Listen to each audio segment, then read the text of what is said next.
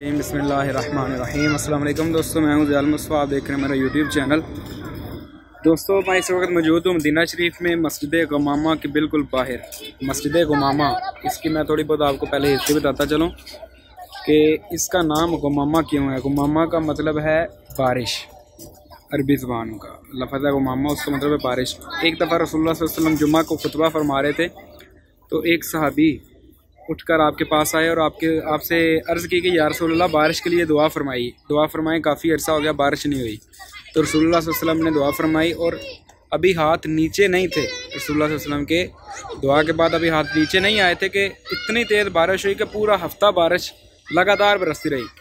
तो जब एक हफ्ता हो गया तो अगले जुमे को वही शख्स फिर दोबारा खड़ा होकर आपकी खिदमत में हाज़िर हुआ और उन्होंने अर्ज़ की कि या रसूलुल्लाह सल्लल्लाहु अलैहि वसल्लम अब आप दुआ फरमाएँ कि बारिश रुक जाए, वरना ये रहमत के बजाय जहमत में बदल जाएगी।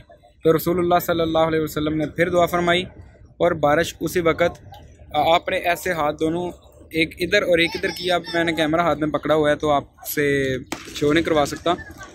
तो बादल जो है ना वो मदीना शरीफ से हट गए थे। तो ये वो मस्जिद है जहाँ पर रसूलुल्लाह सल्लल्लाहु अलैहि वसल्लम ने बारिश के लिए दुआ फरमाई थी। तो यहाँ पर एक मस्जिद तमीर कर दी गई है। इसके बिल्कुल सामने मस्जिद अबू बकर सिद्दीक़ रज़ी अल्लाह तआला अन्हु है और इसके बिल्कुल साथ ही ये देखें ये रसूलुल्लाह सल्लल्लाहु अलैहि वसल्लम की मस्जिद नबवी शरीफ। यहाँ पर मस्जिद अली भी है और दूसरी तरफ मस्जिद बिलाल भी है।